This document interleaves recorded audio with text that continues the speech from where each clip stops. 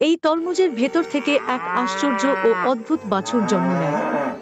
যেই মুহূর্তে সে বাইরে আসে, এক গরিব কৃষক তাকে দেখে অবাক হয়ে যায় এবং ভালোবাসায় জড়িয়ে ধরে। সে বাছুরটিকে যত্ন করে গোসল করায়, তাকে লালন পালন করে এবং ধীরে ধীরে তার সঙ্গে এক অদ্ভুত ভালোবাসার সম্পর্ক গড়ে তোলে। কিন্তু হঠাৎ বিশেষ বাহিনীর স্পেশাল ফোর্স লোকেরা সেখানে উপস্থিত হয়।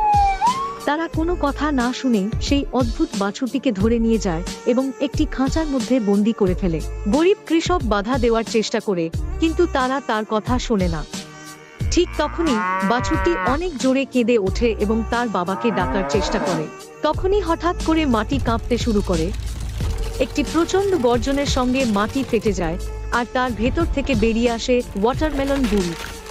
তার চোখে রাগ জ্বলছে, আর তার হৃদয়ে রয়েছে তার সন্তানকে রক্ষা করার তীব্র সংকল্প।